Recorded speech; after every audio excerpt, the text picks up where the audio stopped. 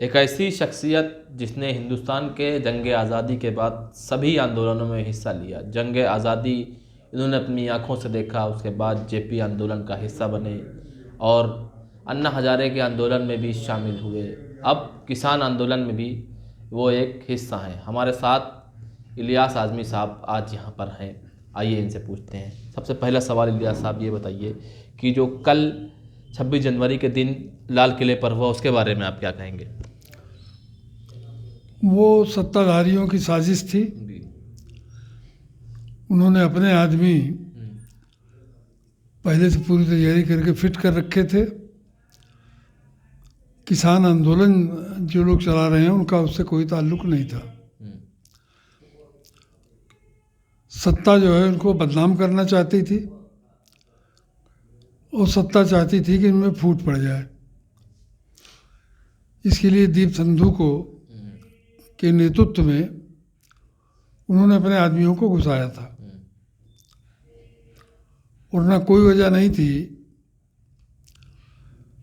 कि लाल किले पर पुलिस कुर्सियां लगा के बैठी थी और जब वो उठी वहाँ से तो भाग खड़ी हुई। लाल किले का गेट भी पुलिस ने ही खोला अंदर जाने के लिए, जिसके बाद हजारों आदमी अंदर चले गए। और बहुत सारे शवाहिद हैं और करीब करीब ये बात क्लियर हो चुकी है कि लाल किले पर जो हुआ या आईटीओ पर जो कुछ हुआ वो सरकारी साजिश का हिस्सा था। तो ये बताइए, आपने सारे आंदोलन जितने भी देखे हैं अभी तक, इस तरीके का कोई आंदोलन अभी तक हुआ, या जैसे कल झंडा जो फहराया गया, कभी ये आंदोलन का हिस्सा हो सकता है? ये आंदोलन मैं सिर्फ उसी को कहूँगा जो आंदोलनकारी थे। कुछ लोग जज्बात में आए कि आंदोलन के भी इसमें आए हों, ये मुमकिन है। हो सकता है आधी आधी से ज़्यादा भीड़ रियल किसानों की रही हो जो आंदोलनकारी थे। इसलिए कि जब मजमा लाखों का होता है तो उसमें जज्बाती नारा लगा के एक आदमी कहता है चलो, और 10, 20, 50, 100 आदमी चलते हैं तो उनके पीछे हजारों आदमी हो जाते हैं। मैंने देखा है कि जब पंजाबियों का आंदोलन था संत रविदास के मंदिर तोड़ने को लेके, तो एक नेता ने अपनी गाड़ी पर खड़े होकर कहा कि मैं तो रविदास मंदिर जा रहा हूँ, जिसको चलना हो चले।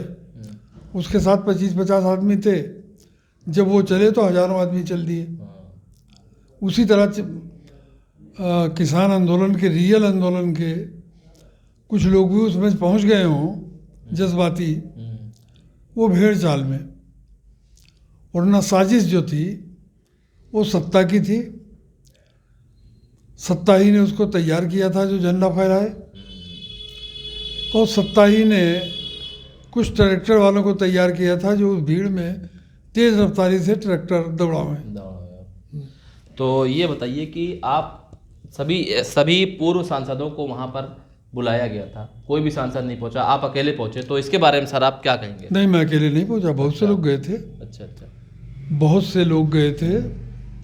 हाँ, उतनी बड़ी तादाद नहीं थी जितनी बड़ी तादाद पूर्व सांसदों की होनी चाहिए, लेकिन 10-20 तो पूर्व सांसद थे ही। 10-20 मौजूदा विधायक थे, 10-20 से ज़्यादा पूर्व विधायक थे। और नेताजी सुभाष चंद्र बोस के जन्मदिन पर शुरुआत की गई थी। तो लेकिन उसका भी किसान आंदोलन ने ये कहा था कि पूर्व विधायक पूर्व सांसद बुलाने का या मौजूदा विधायक मौजूदा सांसद बुलाने का मतलब है कि कहीं हमारी मूवमेंट को पॉलिटिकल लोग हाईजैक न कर ले। इसलिए वो लोग भी पूरी तरह सहमत नहीं थे। उस 43 या 42 सदस्यीय कमेटी के सिर्फ एक साहब आए थे और अपनी तकरीर करके चले गए थे। तो ये बताइए आपकी पार्टी का स्टैंड क्या है इस पर? हम तो शुरू से किसानों के साथ हैं, और सिर्फ आज नहीं बल्कि पहले भी किसानों के जो आंदोलन होते रहे उनमें हम साथ रहे, यात्राओं में भी साथ रहे। तो किसानों की समस्याओं में तो ये पार्टी हमेशा साथ रहेगी किसानों के। ये यहाँ पे उत्तर प्रदेश में भी कुछ प्रदर्शन, आप लोग की पार्टी कुछ स्टैंड या कुछ कैंडल मार्च या कुछ निकालने का भी वो था, तो वो निकलेगा? अब साथी शाम को आएंगे तो राय बात होगी। अच्छा वैसे हमारी राय ये है कि हमारी पार्टी को जी जी पहल लेनी चाहिए जी। ईवीएम के खिलाफ। सही। अब जब जैसा सबकी राय होगी वैसा होगा। तो क्या करेंगे ईवीएम के खिलाफ? कैसा धरना, क्या कैसा प्रोग्राम होगा आपका?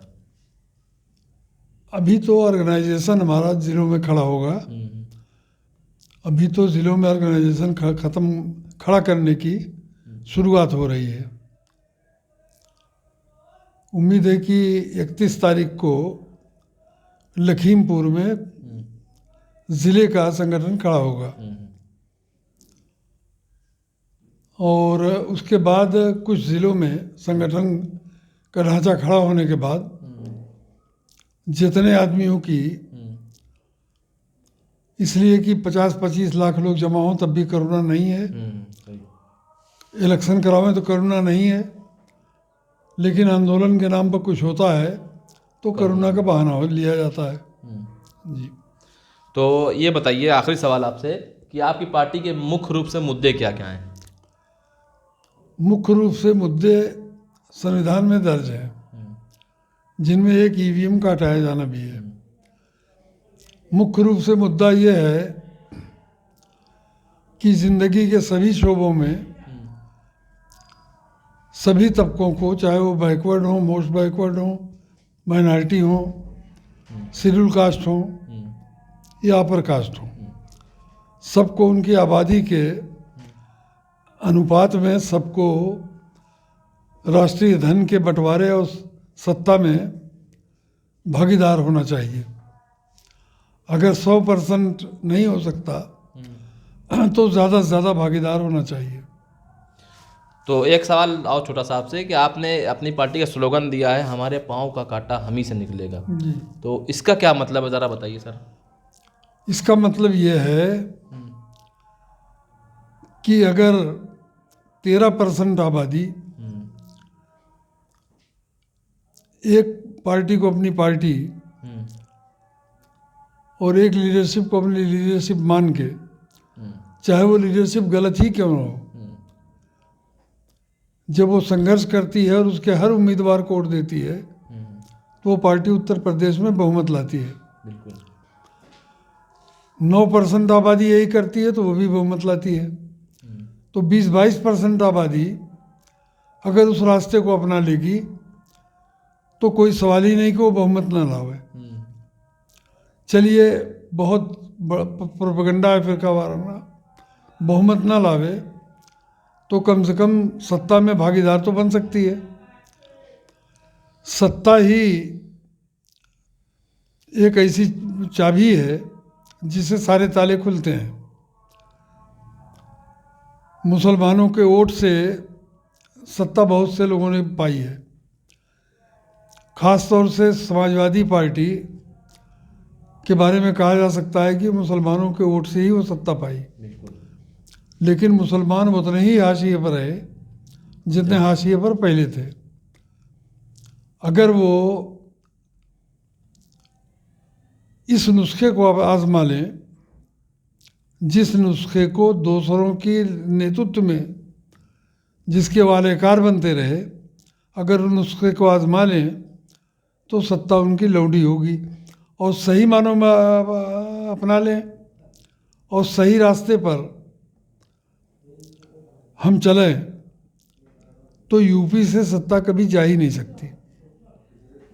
चलिए, ये थे इलियास आज़मी साहब, जो राष्ट्रीय जस्टिस पार्टी के राष्ट्रीय अध्यक्ष हैं, जो साफ तौर पर कह रहे हैं जो कल किसान आंदोलन में जो झंडा फहराया गया और तोड़फोड़ की गई उसमें साफ तौर पर सत्ता की भागीदारी थी।